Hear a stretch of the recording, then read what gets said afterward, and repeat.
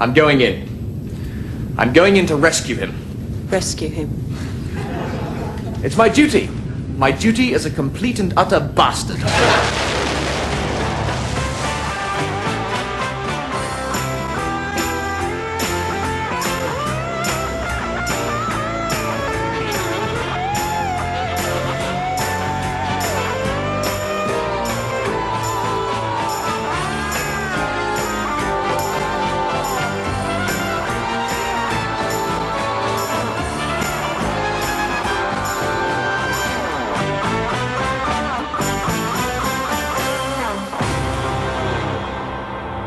Greetings, smegheads, and welcome to this video tale that stretches into the deep regions of space. A tale 3 million years into our own future. Although what century that is, I couldn't tell you, and neither could the writers, considering they changed the century about halfway through the series. This is Red Dwarf. Open communication channels, Lister. Broadcast on all known frequencies and in all known languages, including Welsh. Now, I'm not going to sit here and say that I've been there from the start, and I was there at the beginning, and I've watched every episode since the beginning. No. I was 6 when the first episode was released, and back then, if it didn't have a cartoon image in it, I wasn't interested. So, back then, I was probably going through my Thundercats phase. I love the show for its great characters and its multi-level storytelling. With only 30 minutes, Grant and Naylor seemed to just be able to pack a show with an absurd amount of story, humour and sci-fi jargon. They were also pretty ahead of the curve in some aspects, most notably the character of Rimmer being a hologram. Seeing as this eventually gave birth to the Doctor in Voyager, this is one of the things I actually hold Red Dwarf accountable for. Did I mention you look lovely today? Oh, Doctor, you're so charming. Shut the fuck up! The show dabbled in all sorts of science fiction territory, from parallel universes, genetically engineered life forms, terraforming planets, space battles, and managed to make it all work and make it funny. At its core, it's a traditional sitcom, a group of characters who can't stand each other being trapped in a small space, with the heart of the show really being the relationship between Lister and Rimmer. First released in 1988, after an untold amount of time in what can best be described as development hell, Red Dwarf didn't seem to make that much of an impact on first showing. Yes, the viewing figures were solid for the first episodes, but the general feeling was that Red Dwarf was only commissioned because the BBC wanted to produce a show that was different, but would ultimately fail, so they'd have a ready-made excuse in place. I tried to be liked, God knows I tried. It was also only produced because comedy writer Ben Elton had written a sitcom called Happy Families, and in those days, if you were commissioned for one series, you were automatically allocated the budget for the second. Elton had no intention of writing a second series of Happy Families, and so with the show budget left sitting on the shelf and no one to spend it, the BBC gave it to Red Dwarf. The series was ready to film before a strike halted production, and it was only due to the involvement of Paul Jackson, who at the time was the man in British comedy, that filming was allowed to actually restart. Written by then best friends Rob Grant and Doug Naylor, the two writers penned the first 6 series, all containing 6 episodes, before Grant left due to unknown reasons, leaving Naylor to steady the ship for the next 2 series as well as the Back to Earth special. Set in the 22nd and the 23rd century, just go with it. The crew of the mining ship Red Dwarf, totaling 169, which changes to 1,169 come Series 4, which also resulted in the century change and an alteration in the Lister-Kachansky relationship, but that's not important right now. Are in deep space, where lowest ranked crew and maintenance repairman Dave Lister and his superior Arnold Rimmer generally make each other's lives a living hell. Is that painting yours? It's rubbish. It's a mirror. Lister is placed in suspended animation for what was supposed to be 18 months due to smuggling his pet cat on board, while in stasis a radiation leak wipes out the entire crew. Revived 3 million years later... 3 million years! I've still got that library book. Lister has only Holly, the ship's computer for company, who's gone slightly senile after being alone for so long. Holly resurrects Rimmer as a hologram to keep Lister sane, and both are joined by a creature called the Cat, a being which evolved over 3 million years from his pet cat, which escaped the radiation due to being sealed away in the hold. So, man evolved from cats. Care to explain that one, creationists? The show started with 4 actors: impressionist Chris Barry, poet Craig Charles, dancer Danny John Jules, and stand-up comedian Norman Lovett. As the series went along, actors came and went, some staying and some returning. In the first episode of Series 2, Mechanoid Crichton, played by David Ross, made a guest appearance, and during the final episode of Series 2, comedian Hattie Hayridge made an appearance as the female version of Holly. With the release of Series 3, Crichton returned as a regular character, only now he was played by comedian Robert Llewellyn, while Norman Lovett... Alright. How do I put this politely? Decided he didn't want to be in Red Dwarf anymore. He was replaced by Hattie, who took over the role for the next 3 series before the character of Holly was written out in the 6th series, only to be resurrected in the 7th series, once again played by Lovett, who stayed for the 8th series before leaving again. During series 7, Chris Barry decided to take a break and was replaced by Chloe Annette, who played Lister's long-standing crush girlfriend because they didn't date through the first 3 series, but they did from series 4 onwards, Christine Kachansky, who remained with the show for series 7 and 8 before being written out, while Chris Barry thankfully returned for series 8 and has remained ever since. You would not believe how hard it was to condense that down to just 18 lines. Well, if you do know me, you'll know I'm the kind of rough and tumble, hardened astro, ex-marine type guy you do not trifle with. No, you're not. Chris Barry plays second technician Arnold Rimmer. For me, the star of the show. Rimmer is an anally retentive coward who sells out his friends, flees at the first sign of trouble, and yearns to become an officer. Hated by pretty much everyone, he spends most of his time acting the part of the big man, but ultimately is always exposed for the coward he is. Now hear this, because it's only coming once. We surrendered totally and without condition. Thank you guys. Being a hologram for the first 5 series, he was unable to actually touch anything, which made things understandably awkward for him until series 6, where his light beam was upgraded from soft light to hard light, meaning he could now touch and feel. Puncture repair kit on standby, sir. Rimmer had some of the best and most interesting episodes. In Dimension Jump, he got to meet an alternate version of himself who, due to one change in their childhood, became a top pilot, a hit with the ladies, and one of the bravest and most respected men in his galaxy, Ace Rimmer. A character that proved so popular, he'd make a number of reappearances. What made Rimmer so appealing was the trait that so many great British comedy characters have. He had that ability to make you care, even though he was a complete shit. I call it the Basil Fawlty effect, where you have a character you know you should hate, but you can't help but love him. Barry is simply flawless in the role, putting in fantastic performances from day one and showing what a class actor he really is. It should come as no surprise that the series really struggled when he left partway through series 7. Name? Dave Lister. Occupation? Bum. Playing the part of Rimmer's bunkmate and the last human being left alive is Craig Charles, playing Dave Lister. Lister is a beer-drinking, curry-eating space slob who is happy to spend his days doing just that, drinking and eating. Rimmer always refers to him as a gerbil, but I've always thought he looks more like a monkey.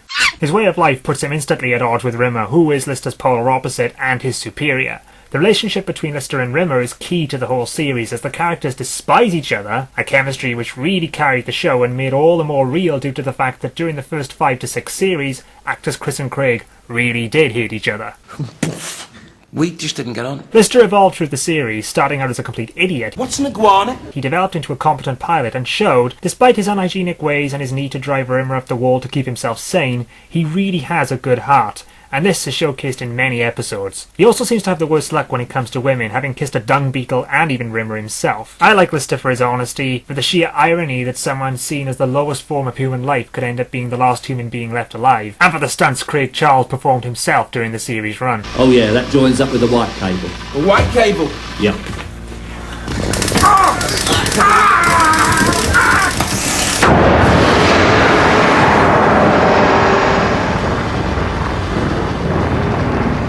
Or is it the yellow cable?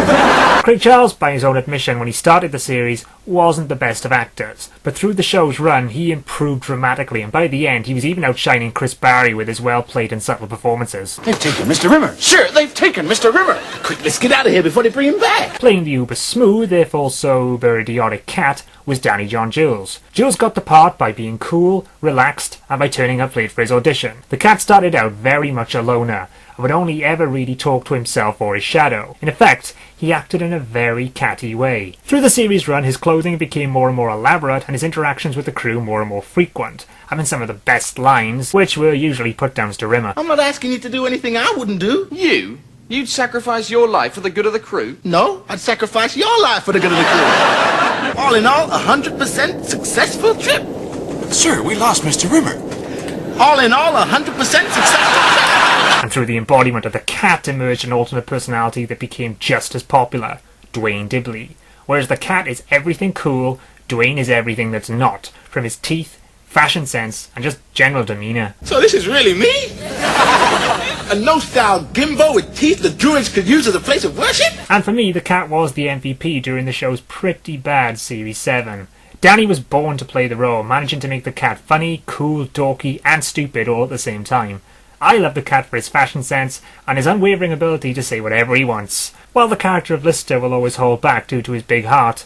Cat will just say what he feels. It's not easy, to come in every night, look in that mirror and see a guy nobody likes. How do you think we feel? We gotta look at it all day. What kind of milk are we using now? Emergency backup supply. We're on the dog's milk. And rounding off the original foursome, you have Norman Lovett playing the part of ship computer Holly. Being alone for over 3 million years, Holly ends up going slightly insane, and his IQ of 6,000 is tested on more than one occasion. It has a 6 in it, but it's not 6,000. What is it? 6. Norman left the show after the second series, with his role being taken over by Hattie, who, while never having the character highlight episode that was Norman's Queeg, she did manage to get some great moments. Holly.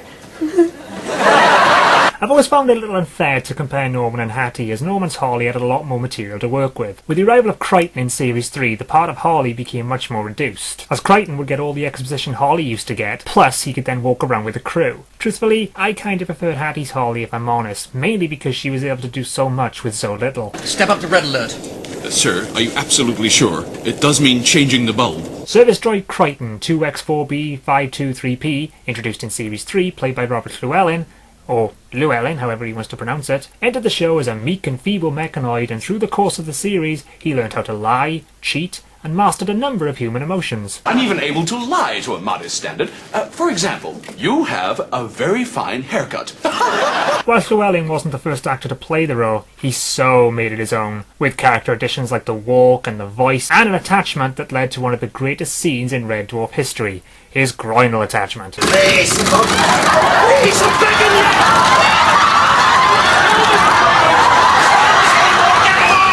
I kind of have a love-hate relationship with the character, as I always felt he worked better as a supporting character rather than a main one. This might explain why Series 7 is my least favourite series. With the absence of Chris Barry, the writers attempted to push Crichton into the Rimmer role, and it really didn't work. You're lying! That's not to say I don't love the character. He's had some fantastic moments. I have a medium-sized fire axe buried in my spine. That sort of thing can really put a crimp on your day. Spawned one of the series' most popular takes on its legendary catchphrase, Smee. and contributed to a Series 6 favourite, the Space Corps Directive's running gag. May I remind you of Space Corps Directive 34124? 34124. No officer with false teeth should attempt oral sex in zero gravity.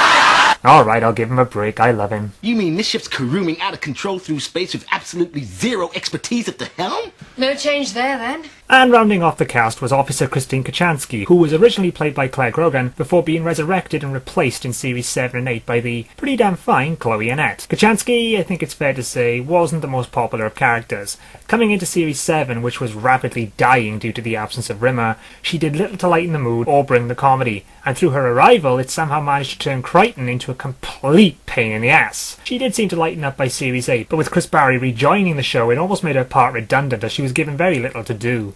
This isn't something I blame the actress for, though. She was coming into an environment with a core cast who were established, comfortable with each other, and had a writer who knew how to write the characters. A little present, ma'am. The show managed to stay fresh with audiences by never getting bogged down into a routine. It ran the gauntlet of genres, moving from situation comedy to comedy drama and back again, bringing in characters, resurrecting old ones, and travelling through space and time. Series 1 and Series 2 I remember with much nostalgia, but with the release of Series 3 and the arrival of set designer the late great Mel Bibby, the show received a massive facelift, which gave everything a lot more character, a lot more polish, and made it look, well, less cheap really. Every series has a standout episode and everyone has a favourite series. Mine happens to be Series 5, after the Crichton episode Overdrive that was Series 4, with some classics I might add. Well, I want to talk to you about my penis.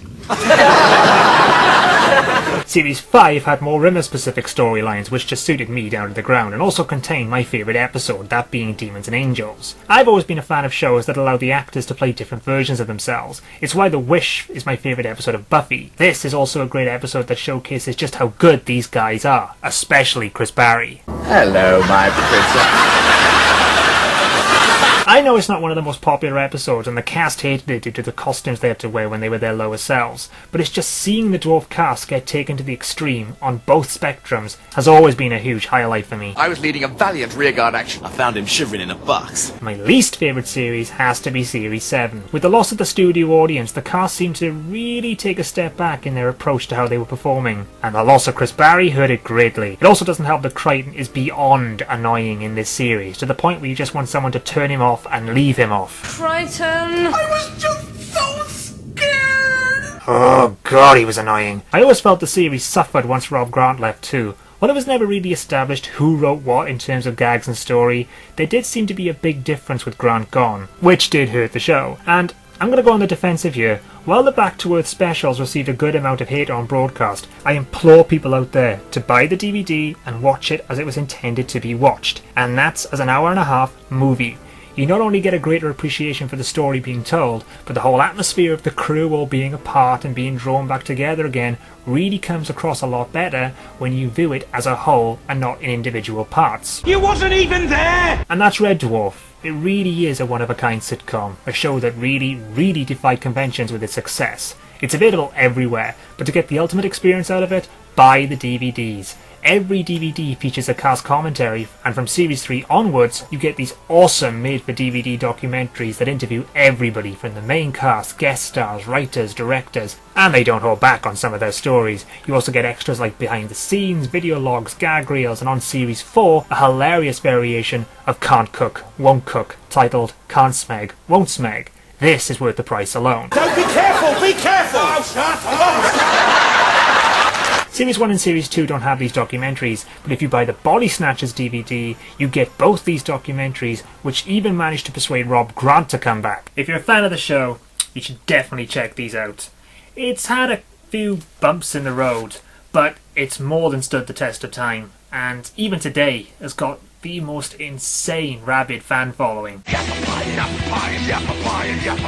Excuse me. Hello? I'm Rita-chan! Who is this? This is Jordan, and I'm stupid. Oh, hey man, how you doing?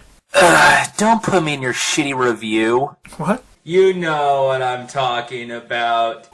Well, why? You're my most successful joke. That's kind of... Who fucking... I care! Without you, I don't get any viewing figures. We've been at this for what? Well, okay, I guess if it means that much to you, I can take you off. Thanks! Okay. Does that mean you were going to accuse me of stalking you? I'm only joking, man. I mean, it's not like I do that to you. I mean, only a complete idiot would go to, you know, someone's MySpace or Facebook page and then take that information and post it over Twitter. Hello? Hello? It's cold outside, there's no kind of atmosphere. I'm all alone, more or less. Let me fly far away from here. Far, far, far in the sun, sun, sun. I want to lie shipwrecked in comatose, drinking fresh mango juice. Goldfish jaws living on my toes. Fun, fun, fun in the sun, sun, sun. Fun, fun, fun in the sun, sun, sun.